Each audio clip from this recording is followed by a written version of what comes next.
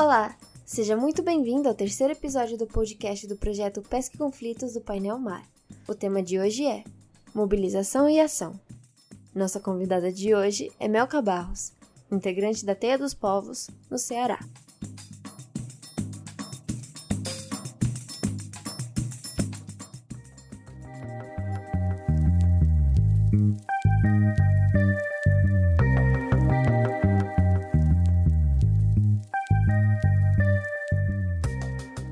Meu nome é Melka Barros, venho de Caraí, distrito de Jamontada, Ceará, uma praia que foi, durante décadas, vila de pescadores artesanais, mas gradualmente, a partir dos anos 2000, foi ocupada pelo turismo, inicialmente em pequena escala e depois de forma predatória, por parques de energia eólica e carcinicultura, gerando concentração de terras e especulação imobiliária. Observando desde baixo, ao lado dos povos que lutam, percebo que a energia eólica, longe de ser uma energia limpa e sustentável, ocasiona a concentração de terra e a expulsão de povos e comunidades tradicionais de seus territórios, além de outros impactos diários na vida dessas pessoas, como a proibição de acesso ao mar com a privatização das vias.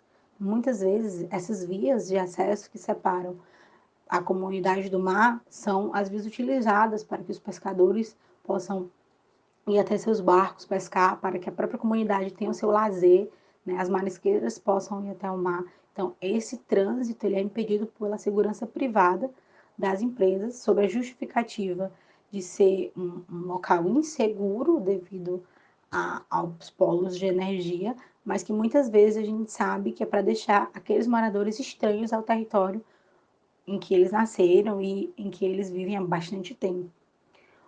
Outros impactos diários são a destruição das casas dos moradores, né? A partir da trepidação dos caminhões, né, que passam levando e trazendo material para a instalação desses parques. Né?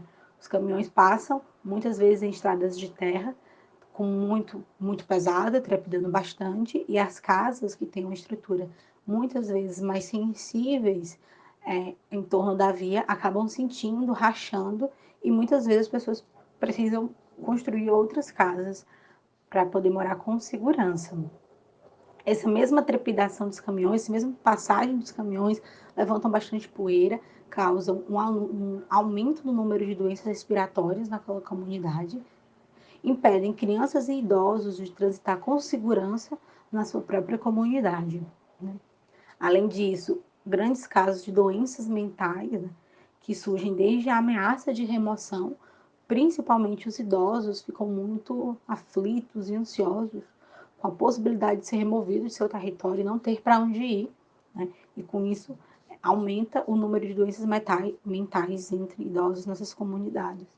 Essas doenças, elas vão desde antes da instalação, como eu falei, mas elas também acontecem depois, quando as comunidades não são removidas, que ficam coexistindo com torres, né, aerogeradores muito próximos, e as hélices ficam projetando sua sombra na casa das pessoas constantemente, né, todos os dias.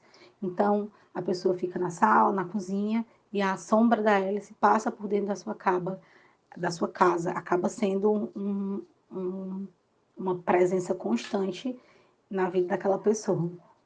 Lembrando muitas vezes de que o território dela está ocupado por esses parques, por essas estruturas. Além disso, existe o impacto sonoro de dormir muito perto e ouvir o barulho constante dessas torres. O barulho é muito alto, né? E quando, como eu falei, essas comunidades coexistem com os aerogeradores, são muito próximos e ocasionam esse tipo de impacto.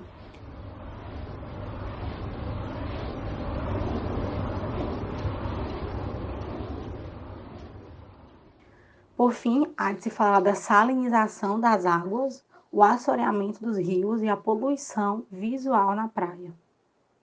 Em relação à carcinicultura, que é a criação de camarão em viveiros, percebo que ela se sustenta pela concentração de terra, a utilização predatória dos rios e o uso intensivo de venenos, né, que tem grandes impactos sobre a vida das pessoas que ali habitam e sobre toda a biodiversidade em torno do rio e do mangue.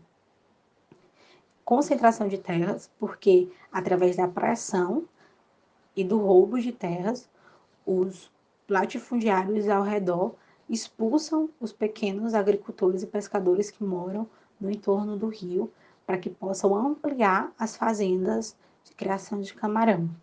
Utilização predatória, porque eles repartem os rios em viveiros, fazem viveiros a partir do rio, e o uso intensivo de venenos para os camarões adquirirem um tamanho razoável para a venda, esse veneno vai ser descartado no rio e vai prejudicar a pesca dos poucos agricultores e pescadores que ali ainda habitam, fazendo com que eles ou migrem para as cidades ou se submetam a subempregos na própria fazenda de camarão ou nos empreendimentos ao redor. Em relação ao turismo predatório, que se desenvolveu a partir do turismo em pequena escala, percebo que ele agride as comunidades a partir do momento em que não respeita o modo de vida e o meio ambiente dessas comunidades, não promovendo o bem viver, como o turismo comunitário. Então, o turismo predatório causa especulação imobiliária, que é a monetarização das terras. O valor das terras fica cada vez mais caro. Causa a expulsão de pescadores, dos moradores do espaço público daquela comunidade, privatizando a praia com grandes resorts. Causa também um aumento do custo de vida e a destruição da memória e das formas organizativas daquela comunidade.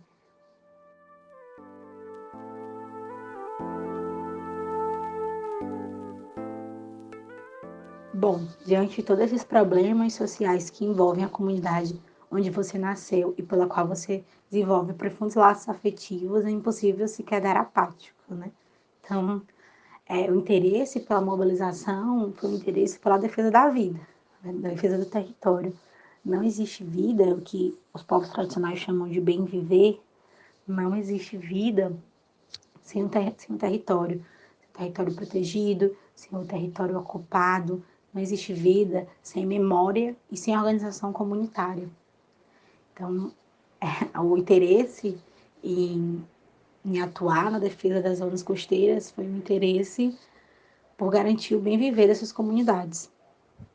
Para as próximas gerações, o meu conselho é que não percam a relação, a cumplicidade com o seu território.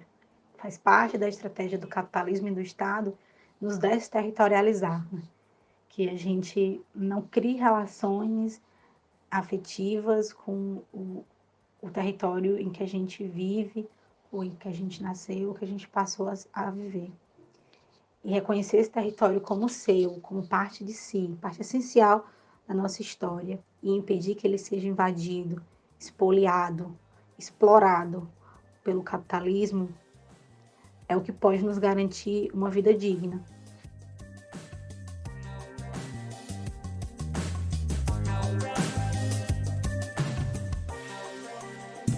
Este podcast é uma iniciativa do projeto Pesca e Conflitos Socioambientais, potencializando o protagonismo de jovens lideranças da pesca artesanal na transformação de conflitos socioambientais no Nordeste do Brasil, desenvolvido pelo Painel Mar, com o apoio do Fundo Casa Socioambiental e Instituto Costa Brasilis.